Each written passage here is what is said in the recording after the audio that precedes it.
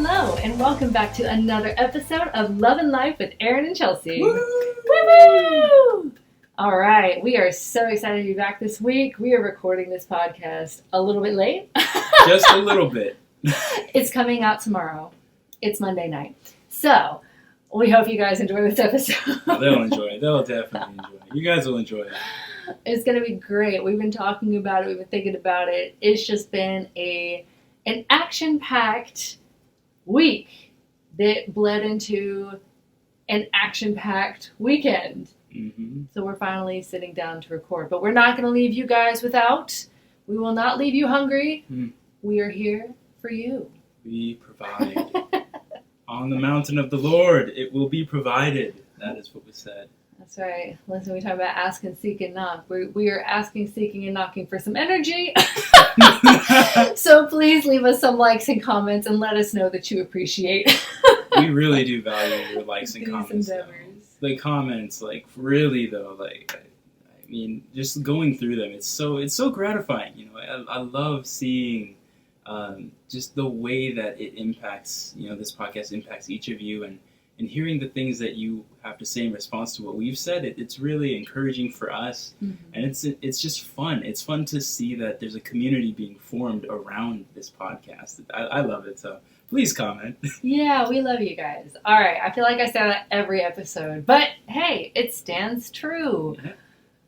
All right, so I feel like it's necessary to open up with the message for this week, you know, and one of my key takeaways was just, you know, that we really have to reflect on positives in God, the Holy Spirit, the Holy Son, Jesus, and the man of mission, but also our brothers and sisters and people around us. But I think Aaron and I have very quickly discovered that this message pertains not only to people, but also to situations and circumstances. And for us right now, we're very much in a season of transition. And, you know, when there's transition, very much like the Israelites leaving Egypt to get to Canaan, there's just a lot of uncertainty and unknowns. And during those times of difficulties, it is very easy to slip into a mentality of doubt. You question yourself.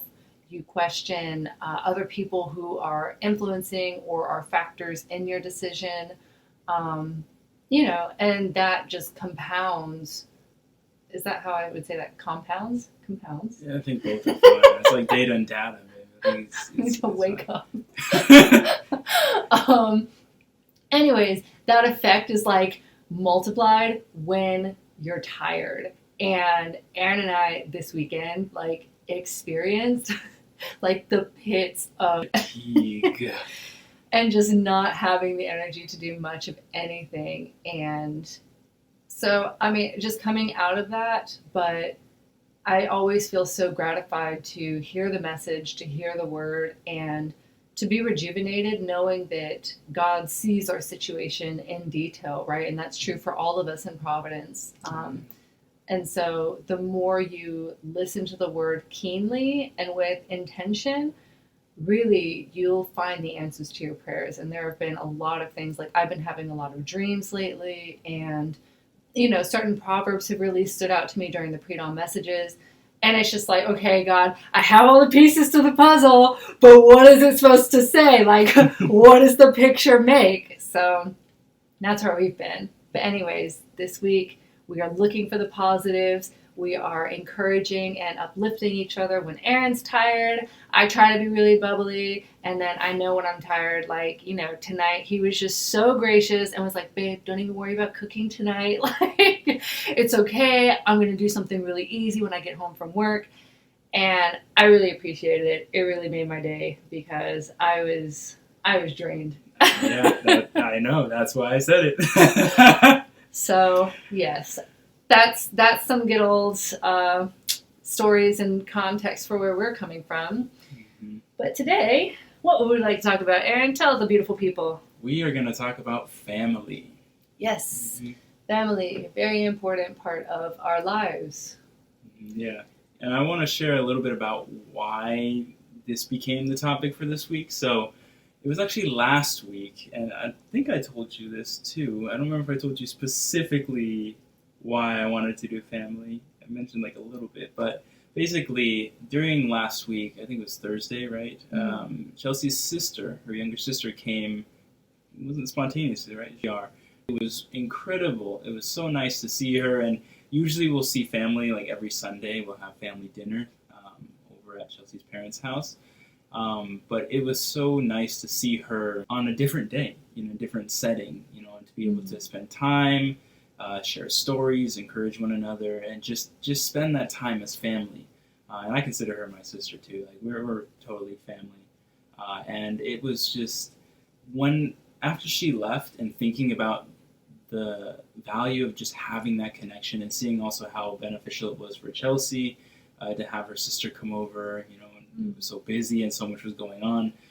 It really made me reflect on how valuable it is to have these connections with family and to be able to support one another. And not only that, but like that was like the first part. That was where it started. And then I started to think about, what we could share from our own experiences because, being a recently blessed couple, there's that experience of meeting each other's families, and seeing how you connect. And I've experienced a lot in that process, and you have too, Chelsea. I mean, I know from things you told me, but I thought it'd be really nice to share our stories of what it was like meeting each other's families. The things that we realized through that, about each other, about how God brought us together, the things that family members have said that have really impacted us.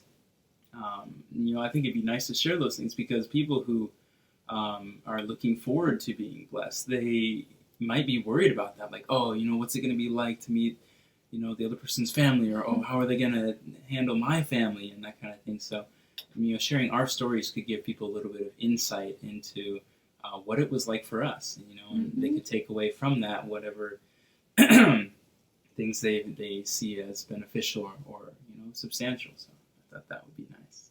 I love it. Yes. So let's see. I think we talk about this in almost every episode, but it stays true, right? Like the fundamentals. You can't go without those things. And so I think it's essential to highlight the value of prayer going into it. So for me, when it comes to family, right, like I know that everybody has different relationships with their families, and it is. For me, my family is incredibly close. I am the oldest of 5. I have a sister and 3 brothers. And, my parents are incredible, and I always praise them. Like, I tell them, like, you guys just did such an amazing job, and I have so much respect and appreciation for them. So I definitely come from, like, this kind of background, and I am very thankful and grateful and appreciative for it. So for me, it was critical to find somebody in a partner that would match well with my family. I knew that I was not going to be the type to kind of run off and just do my own thing.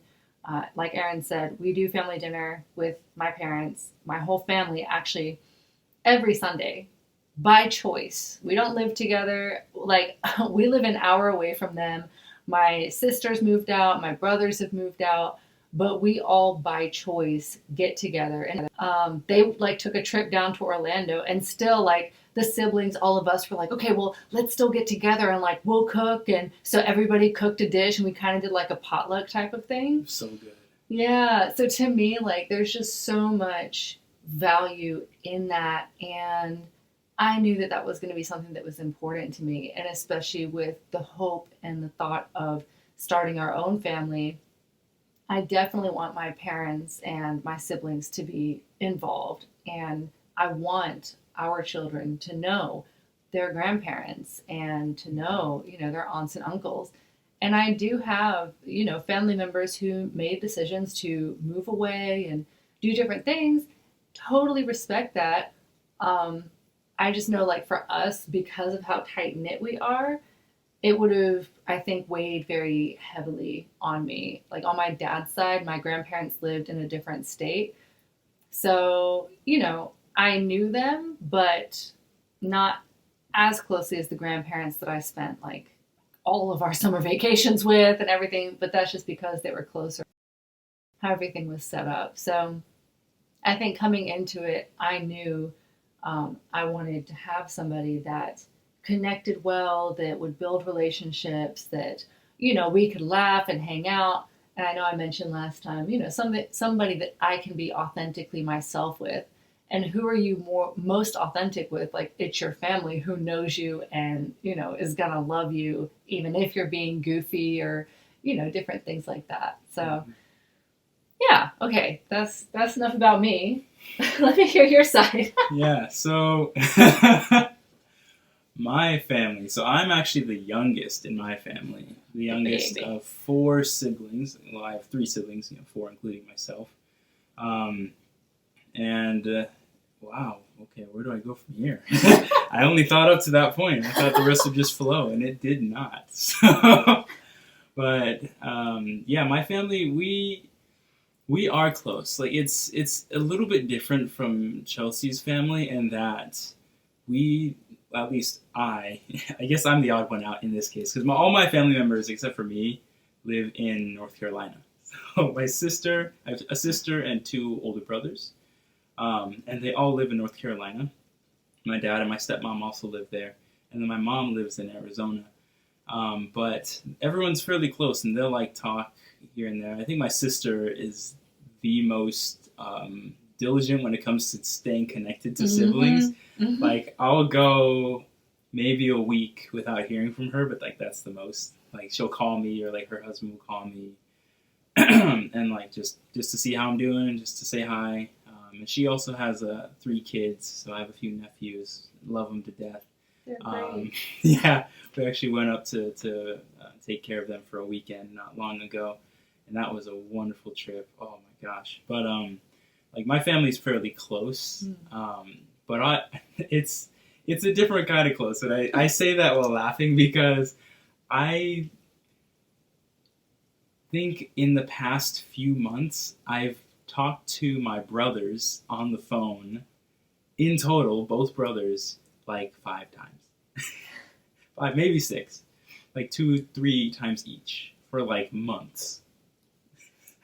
But we're still close. Like I could call them right now and just be like, hey, how's it going? And then just talk about all the things that have been going on for the past like month or 2. And then they'd pour their hearts out to me. I'd tell them all the things in my heart, and we all, they're both also fairly devout Christians in a sense. Like their hearts are definitely centered on God, and so like it just naturally goes into a testimony, especially with my oldest brother Spencer. Mm-hmm. Just naturally we go into testimonies about what God is doing in our lives, or like we'll share Bible verses, and that's like it's like we pick up as though nothing has changed, and it's neat because when communication stops, a lot of the time, that's when the relationship can weaken, right? And the heart can cool off. But for my brothers, we're all adults. We just kind of give each other space, and like when we talk, it's just like normal, which is cool. But so that it's a little bit different in that sense. And I think I'm also kind of the odd one out because I was the only one of my siblings to go out of state for college and to go live abroad in another country. So like everyone else has been in fairly close proximity for many years now, but I was always like off doing something else, and so it's kind of interesting in that sense, that like I'm still so close with them, but I'm very happy about it, and I think it's also an interesting dynamic too, because if I were close with my family in the same way that you are, Chelsea, then it would be hard to live anywhere but North Carolina. Yeah. Right? And so it's neat that like this is the dynamic of my family and we're still very close, but I can still enjoy that comfortably living in Georgia. Yeah. I think your parents are happy because he was living in Japan and then he was in California. But now that he married me, he lives in Georgia. So we're super close. So his parents get to see him a lot more often. So, I'm just a great daughter-in-law is what I'm saying. I mean, really, though, like, they thought I wasn't going to come back from Japan. They're like, yeah, he's going to marry a Japanese girl with bangs and then he's going to live in Japan for the rest of his life. And I was like, you're probably right. We got a mixed chick with curly hair. And so now I'm here in Georgia. And, like, I'm sure they were shocked. Like, one, when I decided I was coming back to the U.S., they were like, what? You're coming back? And then they were probably even more shocked. And I was like, oh, yeah, I have a girlfriend, and we're very serious, and I'm going to move to Georgia. Back at the end of last year. It was great. So we got to tell you guys. All right. So last time we talked about the meeting, right? We talked about how we knew each other was the one, right? And this is part of it, right? The timing of the meeting, I think, was critical because it was towards the end of the year.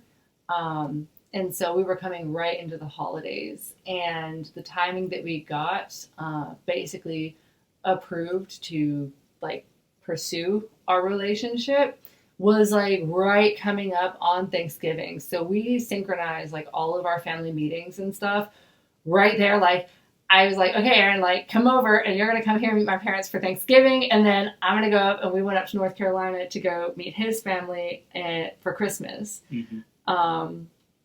And both experiences were just incredible. Priceless. I fell in love with his family.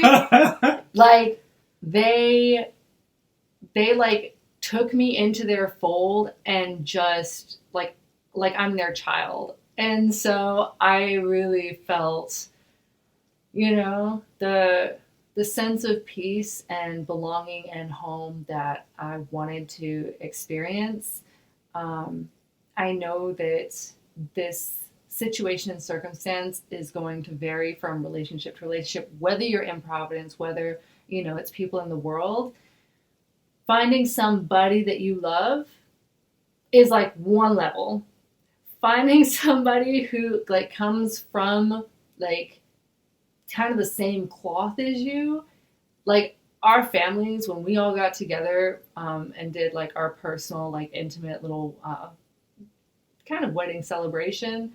The blend was just there. It was so organic. It was so natural. There was no like forced smiles and people trying to make small talk. Like everybody just very naturally connected. Our dads, I think I might have mentioned this before, they're born in the same year. Mm-hmm. Like both fans of the Cowboys. Yeah, they both love the Dallas Cowboys. Which is funny. Both very like solid Christian men and, very like loving, like nurturing caregivers and like absolute head of household and just, will always put their children first. And it's just like all these different things.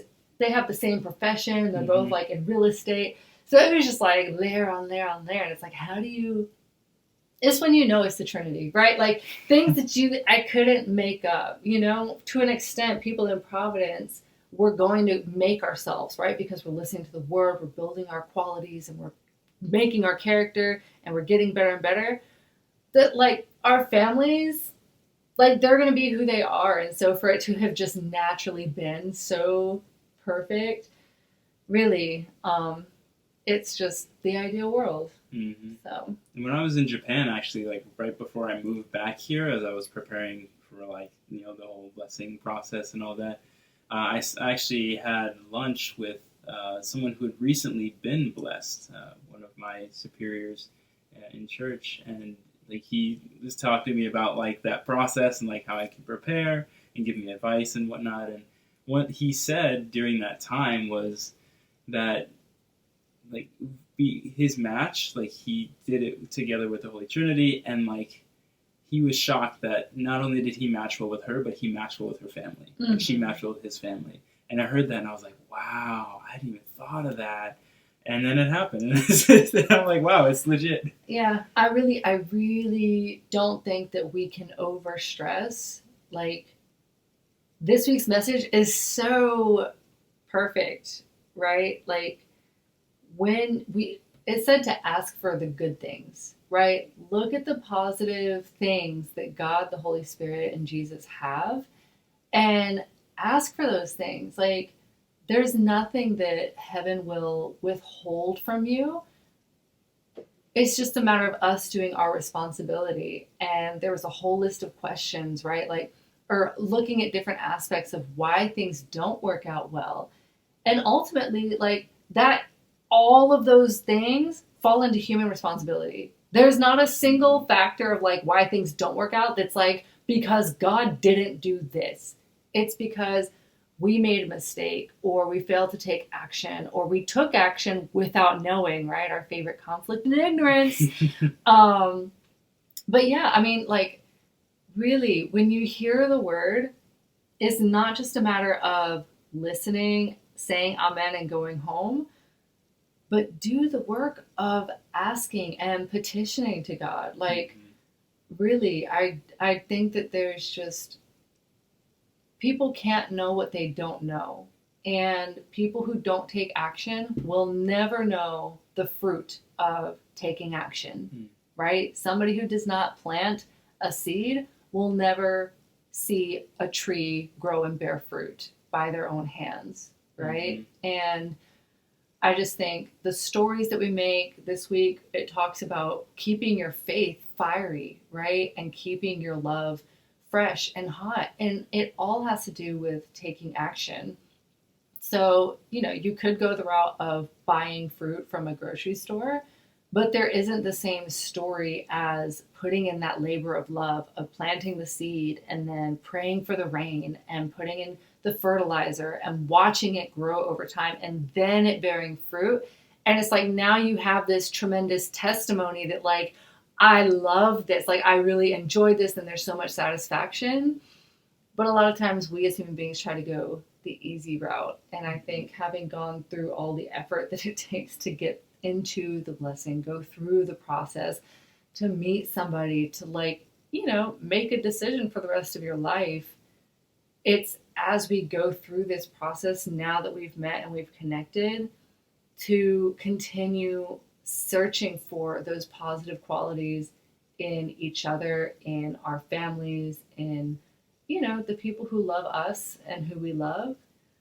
I mean, gosh, the more we talk about it, the more I'm just like, the word is so perfect. Like, it's not just to be like, oh, this is a great rock. It's like, oh, Aaron's this great guy. It's like, but the more I polish and the more I look, I'm just like, oh, like, everything I wanted, but then more. Why? Because we come from where we are, but as we grow together more and more, just like we talked about at the very beginning, like pulling each other up during those times of fatigue, it's like more qualities and attributes actually start to come about the more you put in effort. It's very much like developing Wonmyeongdong.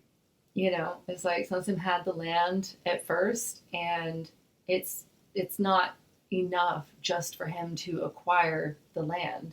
He had to develop that land, and so I feel like I'm getting way off topic when it comes to family, but this feels really urgent, so I'm just gonna roll with it, because I really did reflect a lot on the message, and I really felt very moved, because when we're looking for the right person, and there are gonna be times where, due to frustration in yourself or different things, like, the relationship with each other is not always going to be so free-flowing and easy, and there are going to be times when you're tired and it's just like you don't have the energy to, like, put in, like, what you want to do, like what I wish I could do. But I think that, one positive about Aaron and I is that, one, we're very resilient. We bounce back pretty quickly. But we also have a lot of empathy and compassion that, even when it's like, okay, I can tell you're stressed out and you're tired, I'm not going to, like, hold that on you and be like, oh, gosh, it's like, okay, well, what can we do to kind of make this better? And, pray for each other, listening to the word together. I mean, without God in it, it really would be no good. Mm-hmm. So, yeah. I mean, we could go into a whole other topic on that. Like, I mean, My bad. no, I'm not going to do it now, but just to give like a little taste, I guess, like, it's, I mean, I don't want to get too far off the topic of this family, but I do feel like I should say this, like, marriage it's a journey. It has its hills and its valleys. It has ups and downs, and there have been times where we know we need to talk about something. We know there's something we got to work out, but we don't know how to do it. And I remember there have been times where I've just gone to another room and just prayed and been like, God, we got to talk about this thing. I don't even know what this thing is. I don't know how to talk about it, but you got to help us because this is important. Like, a lot is riding on this thing. And so, like, and then after praying like that, we go and we end up having like a 2, 3, 4 hour conversation that in the end resolves so much more than that thing, than just that one problem that we may have been looking at. It resolves so many issues in our hearts and it helps us to get closer together. And I mean, that's just one example of like, how important it is for God to be part of that marriage. Because, I mean, I honestly don't know how people do it without God. Like, how could you? There are literally things I have no idea how we could have resolved without God, but we did, and that's a huge miracle. And I mean, to connect it to family too, it's not just like, oh, we just happen to have great families who just perfectly fit one another and whatnot. Like, we prayed a lot. Like, we we called each other every single day and like prayed together every night before I moved out to Georgia. And during that time, we prayed a lot for our families, that we would be able to introduce one another at the right time and the right way, that we would connect well, that the family members' hearts would be really positively, moved toward the other person. And it showed. It really did. Like, when I came out to meet your family for Thanksgiving, like, your mom and your dad and who else was it? Kristen too?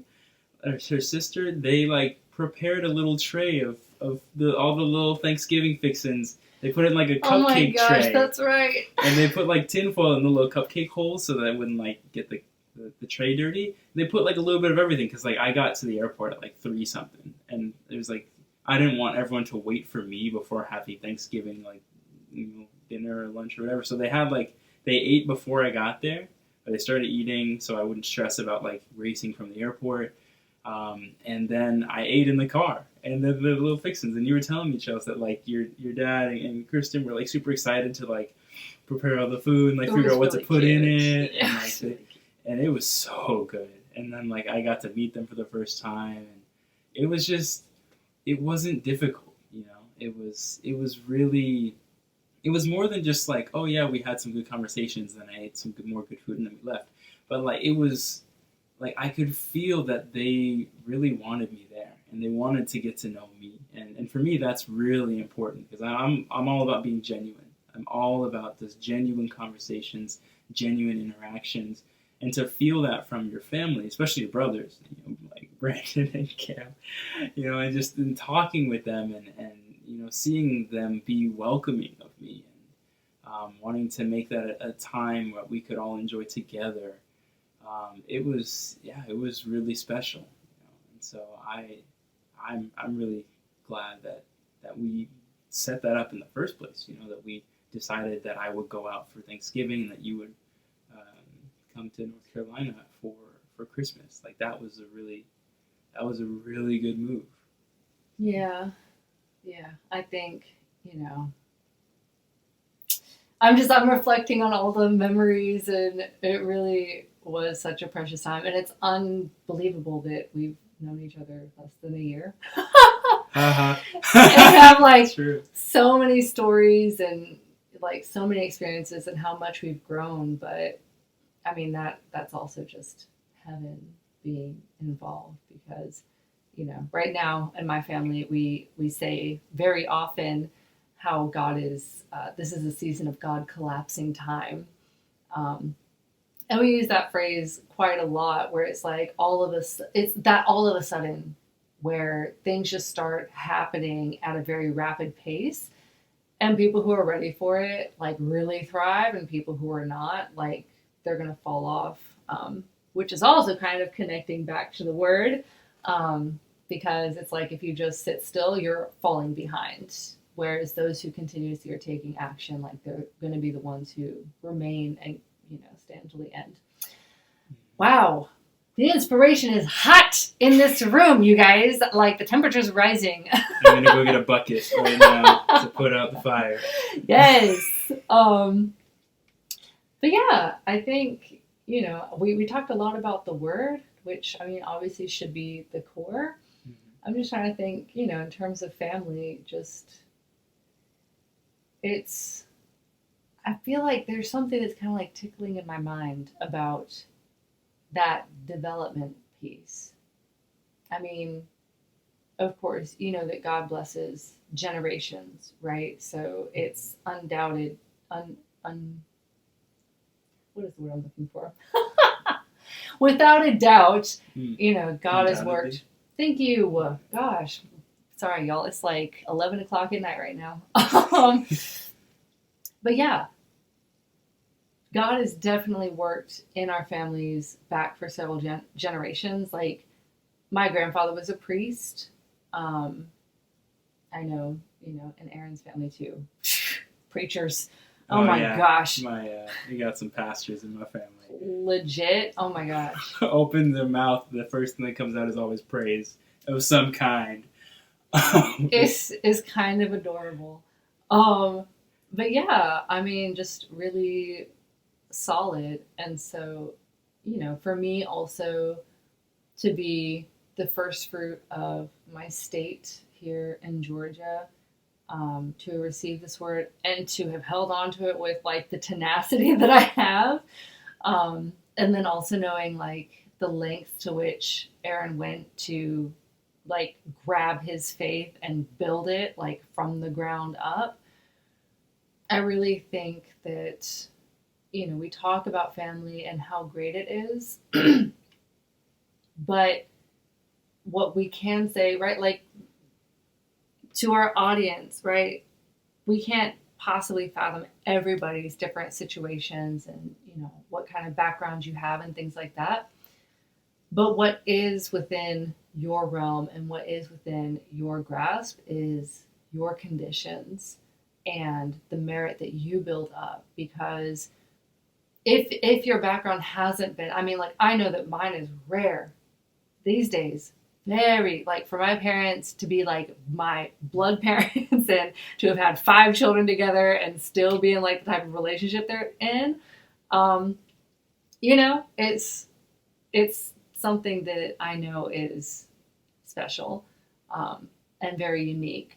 But as people in Providence, right, God has given us the opportunity to set the tone for whatever happens going forward. So, I always want this podcast and our message to be encouraging and supportive of everyone that listens to it. And so I never want it to come across as, like she's already got it made. So, it's like, but if it starts with you, let it start with you and be the one that sets the tone to have like that generational legacy that goes on, that your children can say about you, like how great their parents are. I think, the more you set those conditions of prayer and the more you polish and make yourself, it really is a matter of asking, seeking, and knocking. And, God, what is it in me that is holding me back? And what is it that I can be doing better? Or, something that I really went through a lot are, what are my self-limiting beliefs? Mm-hmm. What do I think about myself that I'm not capable, or I, have this against me and I have to overcome this? But that's being a human being. And we all have that. So, like, get in that prayer room, dig deep, and do the work. It takes time. And, sometimes it's all about conditions, right? Mm-hmm. We have the song, prayer is work, and it is. But it's fun work, because when you get the answers that you're looking for in the message, it's like you're having this conversation in real time with God, and it just is. It's when things like miracles really start to take place, because that's your story. That's your love, your faith, and your relationship with God and the Holy Spirit and Jesus. So, yeah. Yeah. Yeah. Amen. Yeah. Yeah. Okay, so do you have anything you want to add before I just kind of like tie a bow? Honestly, I think we could do 2 parts for this one, because we got to share a bit about what it was like for us to meet each other's families, and kind of the conditions we set to get to the point where we connected so well, and to even receive the inspiration to do the Thanksgiving and Christmas thing that we did. But I also want to make sure we have time to share more stories about how those relationships with our families have impacted us specifically. It's a different kind of approach, a different angle, right? Not just like what it was like, coming in, being a newly blessed couple, meeting each other's families, and all of that. But then from there, how this connection, how these relationships have helped to shape us, because it definitely has helped me for sure. I've learned a lot just interacting with your family, and also seeing my family interact with you, and you interact with my family, and like there've been a lot of things I've learned, right? And so I want to make sure we have time to share that too. So I guess that is something you all can look forward to for next time.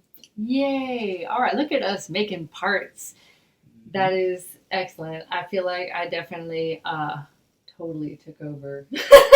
I was like, yo, she's on fire. Literally, I'm good. I'm just gonna like warm up here for a second.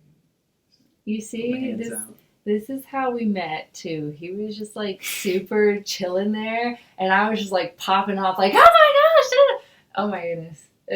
Yeah. Anyways, this is our tandem, you guys. It's me being crazy, and then Aaron being like super chill. And I remember like our early conversations and him being like, I think if we were elements, you would be fire and I'm water. And I'm like, yeah, it rings true. I'm just over here just doing all the things, and he lets me do all the things. I have my crazy times too. I get excited about things. He does, and he's very silly. Thank you. See, acknowledgement. That's all I ask. Acknowledgement. Listen, I'm here for you. And on that note, you guys have an awesome Tuesday. Have an awesome rest of your week. Mm-hmm. Thanks for tuning in again. Leave us a like, leave us a comment. Please comment. And we'll see you again next week. Yes. Bye. Bye-bye.